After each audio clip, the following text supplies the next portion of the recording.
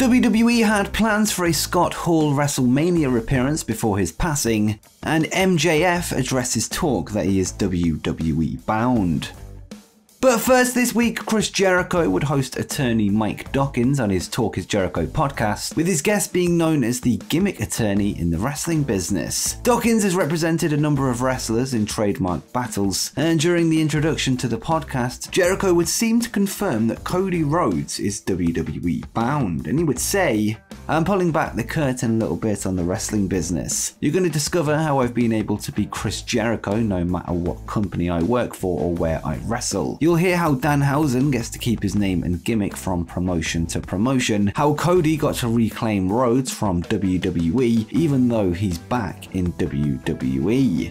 Cody is reportedly set to take on Seth Rollins at WrestleMania 38 next month, with him expected to work on the Raw brand, this according to PW Insider. It seems that Jericho may have some insider information on the Cody Rhodes situation, further confirming Cody's next destination.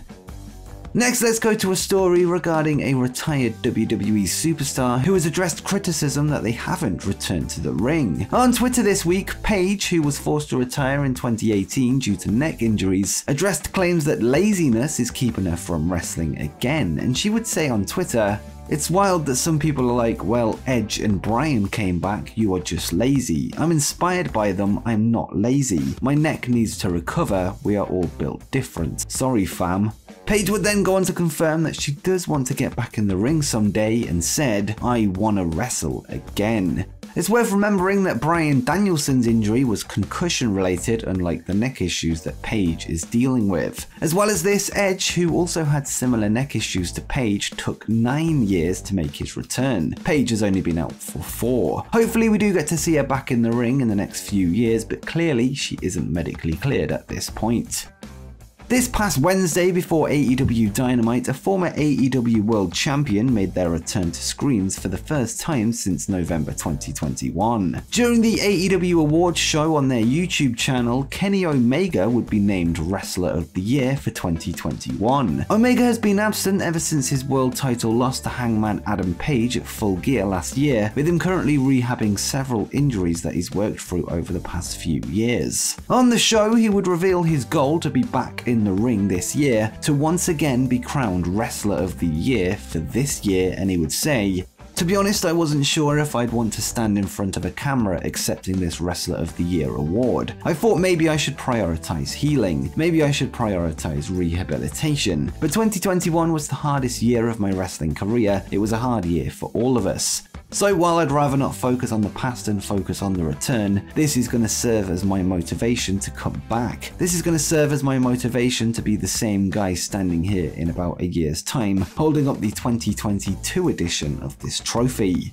According to the Wrestling Observer, Omega had planned to be back by February 2022, but his return has been pushed back by several months. He is currently recovering from arthroscopic knee surgery, which takes around 10 weeks to recover from, with him also set to enter the operating room once again at the end of March to fix a sports hernia. This will take around 2 months to heal, although no specific time frame is known for his return.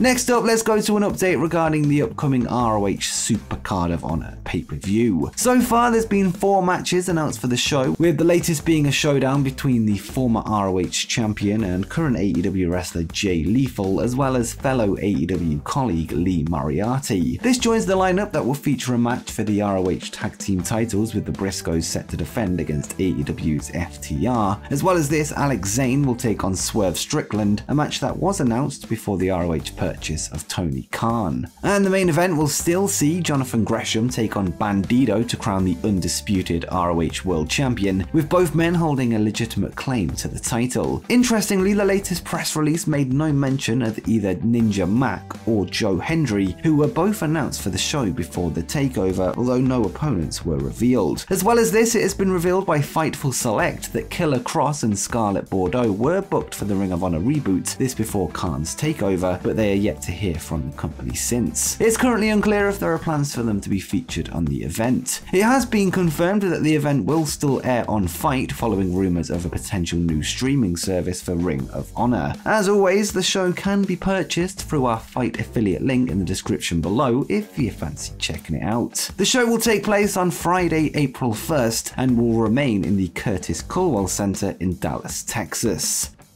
This week, AAA have announced the card for the upcoming Triplemania 30 event, which will feature a number of All Elite Wrestling stars and lucha legends. Pentagon Jr., aka Penta Oscuro in AEW, will take on wrestling legend Ultimo Dragon in what is set to be a match of the night contender. AEW's Tai Conti will make her AAA debut when she teams with her real-life boyfriend Sammy Guevara in a three-way tag match, taking on Sexy Star and Octagon Jr., as well as Maravilla and Latigo. Former AAA World Tag Team Champions, the Young Bucks, are scheduled to take on Rey Fenix and current AAA Mega Champion Hijo del Vikingo, with this set to take place in the main event of the show. Following the announcement, the Bucks would state that they plan on bringing the AAA Tag Team titles home with them, with the titles currently being held by fellow AEW Tag Team FTR. There's no word on if an official match is planned between the two teams later down the line. On top of this, the card will feature a number of other top names in AAA, including Psycho Clown, Bandido, and Andrade El Idolo. Next, let's go to another story from last night's AEW Dynamite, as it seems that CM Punk could be set for an AEW World Championship match. To open the show, Punk would take on FTR's Dax Harwood in what can only be described as a technical masterclass in what was no doubt a tribute to Bret the Hitman Hart. In the end, Punk would make Harwood tap with an Anaconda Vice, with the best in the world picking up his 5th win of 2022. During his celebrations, he would continually hint that he wants an AEW World title shot, making a belt gesture around his waist. Interestingly, later in the night, Adam Cole declared his desire to challenge Hangman Page for the title once again in a rematch from Revolution before he was confronted by the champion. This could mean that Punk will have to wait a little bit longer, although perhaps this could kickstart a feud with Cole. It seems the natural place for a CM Punk title match could be at All Out in September, which will likely be held in his hometown of Chicago, Illinois. However, his post-match celebration seems to suggest that he plans to hold the title sooner than that. Next, let's go to some news regarding the late Scott Hall, who was set for a WrestleMania appearance next month. Hall would sadly pass away earlier this month following 3 heart attacks in one night due to complications during hip replacement surgery. According to a new report from Fightful Select, WWE planned to bring Hall and his New World Order stablemates in for this year's WrestleMania to promote the new WWE 2K22 game. The NWO are featured heavily in 2K22, with there being an NWO edition of the game that gets you bonus content including playable characters and arenas. It's currently unclear if the NWO plans remain in place following Hall's passing, although this would be a great place to pay tribute to Hall, with a WCW appearance from Hall leading to the formation of the group in 1996. Over the past few months, AEW star MJF has teased a jump to WWE on and off screen, with his current contract set to expire in 2024. Ahead of his impending free agency, MJF would speak to Ariel Helwani this week, where he added further fuel to the WWE fire. He would once again reveal his respect for WWE Senior Vice President Bruce Pritchard, who has a history with Max during their days in MLW. MJF would speak highly of Bruce, whilst hinting that individuals from WWE have already let him know that he's wanted there, and he would say, "Well, Bruce Pritchard and me, this is a shoot. Bruce Pritchard and me go way back. When he was in MLW, he was one of the lead producers there, and he would watch me do promos and he was floored by me, absolutely enamored by me. I was the prettiest girl at the ball. We would just sit down and shoot the shit. I love Bruce. I think Bruce is a hell of a guy and he has a hell of a mind. I think he produces incredible television, so yes, I have talked to Bruce multiple times. As far as have I been reached out to, legally it's not smart for me to answer that question, but what I can say emphatically is that there is an absurd amount of interest in me. Tony Khan knows that. Tony Khan claims he's not afraid of that, and that's good, so I hope you're not afraid to shell out a lot of f***ing money." Max would double down on the fact that he knows for sure that WWE want him, but couldn't legally reveal how, and he said, I know for a fact it's already been leaked several times. Even if it wasn't leaked, I would have known. Legally, I cannot discuss why.